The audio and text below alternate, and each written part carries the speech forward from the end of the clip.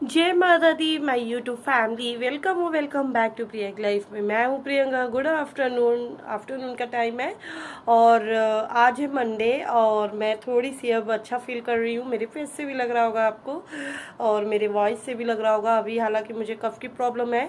Last blog आपने देखा ही होगा कि मैं मतलब अनवेल हो गई थी एंड मेरे देवर जी आए थे जो 2 डेज़ रह के चले गए बिकॉज उनका जॉब था। सो ज़्यादा दिन वो रह नहीं सकते थे। हालांकि ज़्यादा तबीयत ख़राब होती तो रहते, बट भगवान की कृपा है और आप लोगों की दुआ है जो जल्दी से ठीक हो गई मैं।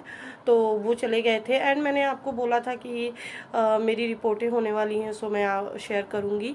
तो डॉक्टर ने मुझे एक टाइम लाइन दिया था 2 डेज़ का कि 2 डेज़ में फीवर डाउन हो जाएगा, सो उनको ज़रूरत नहीं पड़ेगी कराने की। एंड फाइनली हो गया क्योंकि मैं नहीं चाहती थी। बहुत सारे चेकअप्स थे, लाइक अल्ट्रासाउंड था, चेस्ट एक्सरे था एंड मलेरिया का टेस्ट था एंड सीवीसी बहुत सारा था। सो फाइनली क्योंकि मेरा बेटा भी मेरे साथ ही बीमार पड़ गया, सो बहुत डिफ़िकल्ट हो गया मेरे हबी के लिए हम दोनों को देखना। और मुझे इतना एक्सपेक्ट नहीं था अपने हबी से कि वो इतना स्मूथली एंड इतना मतलब केयर करेंगे हमारी, इतना लवली तरीके से हम लोगों को मतलब पैम्पर्स करेंगे। सो उन्होंने बहुत ज़्यादा हम लोगों को किया क्योंकि 2 बीमार थे एंड हम लोग, मैं थोड़ी सी खाने में हूँ, मैं सारी चीज़ों को नहीं खाती हूँ, मैं हेल्थ पे इतना नहीं चल पाती हूँ। मेरी चाहे आप कमज़ोरी कह लीजिए चाहे मजबूरी, तो बहुत डिफ़िकल्ट था सारी चीज़ों को, जैसे गुनगुना पानी पीना, सेब खाना, सब जो भी चीज़ें मैं नॉर्मल तरीके में खाती थी उनको अवॉइड करके हेल्थी चीज़ों को लेना, जिसमें बहुत सारे प्रिकॉशंस, दवाइयाँ, स्टीम्स, गागल्स, बहुत सारी चीज़ें थी। तो सारी चीज़ों को हमने मैनेज किया, कैसे किया उसका थोड़ा सा मैं शेयर कर रही हूँ आपके साथ। आगे आप देख लेना, अगर ब्लॉग अच्छा लगेगा तो लाइक कर देना। आ जाइए। और दूसरा मेरा शेयर करने का रीज़न ये भी है, मेरे साथ भी ऐसा होता था एंड बहुत सारी फीमेल्स हैं जो इनके साथ होता भी है कि हबी लोग इतना घर के काम में इन्वॉल्व डेली वेज में नहीं होते हैं और यहाँ तक कि तबीयत ख़राब में भी उनको नहीं समझ में आता है, नहीं हो पाते हैं।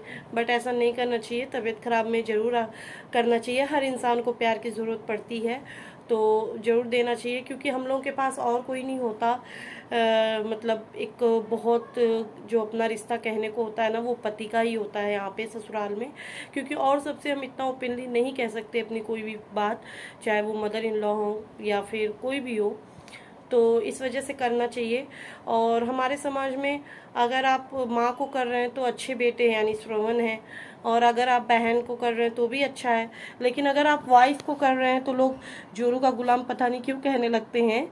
ऐसी चीज़ें मैंने बहुत बार ऐसी चीज़ों को सुना हुआ है। नॉर्मल वे में अगर कोई अपने वाइफ का हेल्प करता है तो लोग बोलते हैं अरे वो तो ऐसे, वो तो ऐसे। तो ऐसा नहीं कहना चाहिए, वो भी इंसान है और उनके अंदर भी जो है भावनाएं होती हैं, उनको भी दुख होता है, उनको भी तकलीफ़ होती है। और दूसरा ये होता है कि वो भी किसी की बेटी, किसी की बहन है।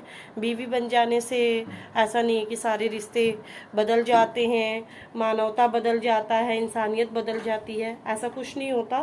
तो उनकी भी जो है केयर करनी चाहिए। तबीयत ख़राब में तो डेफिनेटली करनी चाहिए। अगर आप डेली वे में कर रहे हैं तब तो और अच्छा है, लेकिन तबीयत ख़राब में तो डेफिनेटली आपको हेल्प उनकी करनी चाहिए।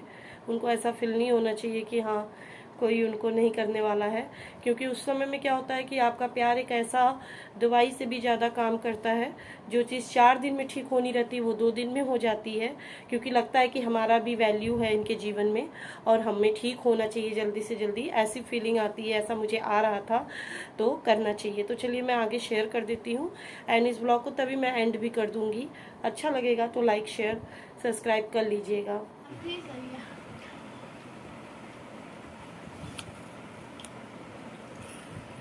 सेब को कलाकंद और रसगुल्ला बना के खिला रहे होता।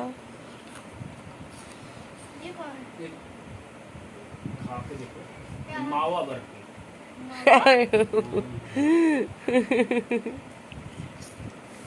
अगला छूना मत, छूना मत। ये है वो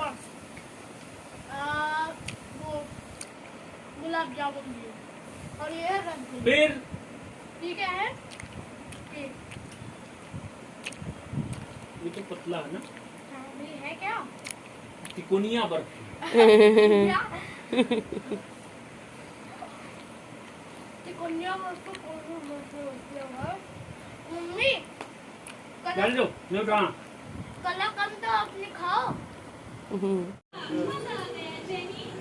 तो गाइस आपको तब तक का अपडेट किया था जब तक मतलब मैं बीमार थी। आज मैंने ब्लॉग स्टार्ट करने वाली नहीं थी, अभी मैं पूरी तरीके से ठीक नहीं हूँ। खाना मेरे हबीजी बना ही रहे हैं। एक्चुअली हम मिलके बना रहे हैं, जो ये बना पाते हैं वो ये बनाते हैं, जो ये नहीं बना पाते हैं मैं बनाती हूँ। आपने उस वाले ब्लॉग में देखा होगा कि मेरे देवर जी आए थे, तो वो प्राइमरी के गवर्नमेंट टीचर हैं मतलब, तो वो 2 दिन रहे उसके बाद चले गए। उन्होंने बोला अगर कोई बहुत ज़्यादा ज़रूरत पड़ेगी तो, क्योंकि आपको पता ही है सभी को जॉब करना होता है। और हबी जी तो मेरे आज काफ़ी दिन से लीव पे हैं, आई थिंक कल जाएंगे ये। और मेरी तबीयत की बात करूँ तो फीवर नहीं आ रहा है मुझे, लेकिन अभी भी मुझे भारी भारी सा फील होता है। मैं ज़्यादा देर काम करती हूँ तो थक जाती हूँ। और यहाँ पे ये क्या बना रहे हैं वो मैं दिखाती हूँ। देखिए ये फ्राई कर रहे हैं, यहाँ पे इन्होंने चॉप करके रखा हुआ है। और ये क्या कहते हैं अदरक लहसुन, और बना रहे हैं छिलके वाली मूंग की दाल, जो कि बॉयल कर लिया है हमने। अभी मैं बैक कैमरे से दिखाऊंगी आपको, क्योंकि ना वो पेट के लिए भी अच्छा होता है एंड ज़्यादा कुछ मेहनत नहीं लगता है, बन जाता है। तो हमने एक दिन और बनाया था, तो फिर आज भी बना रहे हैं। तो अभी दिखाते हैं आपको। ये दाल है और दाल थोड़ी सी थिक हो गई है, तो यहाँ पे बॉयल करके पानी रखा हुआ है। तो अभी जी जब वो करेंगे ना तो उसी में एडजस्ट कर लेंगे इसको। तो कुछ इस तरीके से हमारा अभी जो तबीयत ख़राब का टाइम मैनेज हो रहा है। और कार्तिक यहाँ पे टीवी देख रहे हैं। इनकी भी तबीयत बहुत ज़्यादा ख़राब थी, इनको नेबुलाइजेशन करवाना पड़ा, मतलब भाप दिलवाना पड़ा, जो मेडिसिन देते हैं ना, और उस तरीके से नोज से पूरा ऐसे कवर करके वो वाला। एंड अभी फ़िलहाल इनको फीवर आ रहा है। और मैं वहाँ का कंडीशन दिखाऊं तो ये देखिए, वहाँ पे कपड़े रखे हुए हैं धुलने के लिए, यहाँ पे पानी रखा हुआ है पीने के लिए, और पूरी मेडिसिन मेरी कार्तिक की है। वहाँ स्टीमर दिख रहा है आपको, बिल्कुल घर हमारा दिख रहा है। यहाँ पे एप्पल्स दिख रहे हैं आपको। और ये यहाँ पे ये चिरैता है जो कि हबी जी कल लाए थे। और चिरैते का दाम मैं बताऊँ इतना महंगा हो गया है, तब मतलब फीवर का सीजन चल रहा है ना, तो 250 रुपया किलो आई थिंक हो गया है, बहुत महंगा हो गया है। तो हाँ 1000 रुपये किलो, सॉरी 1000 रुपये किलो। 250 रुपये का तो पाव था, तो वो इतना ले आए कल। और टाइम की बात करें तो टाइम यहाँ पे हो रहा है 8:30 का। और बस अब डिनर बनेगा, इसके बाद हम खाएंगे और उसके बाद हम सोएंगे। फिर मॉर्निंग में मैं और मेरे हबी जी मिल के काम करेंगे।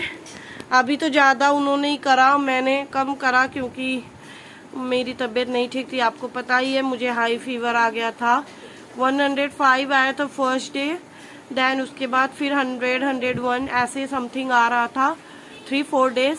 एंड उसके बाद फिर मुझे कफ बहुत ज़्यादा थी, कोल्ड था, स्टमक से प्रॉब्लम था, बहुत सारा प्रॉब्लम था, लेग पेन था, बैक पेन था, हेडेक था, मतलब कि बता ही नहीं सकती कितनी प्रॉब्लम थी। आपको मेरा फेस ही देख के लग रहा होगा।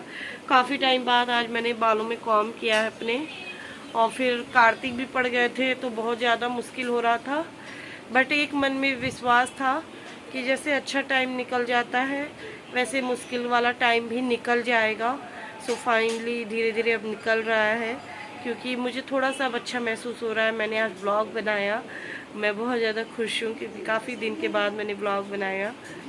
तो चलें फिर, ज़्यादा कुछ नहीं इस ब्लॉग में शेयर कर रही, सिर्फ अपडेट कर रही आप लोगों को कि पहले से मेरी तबीयत ठीक है।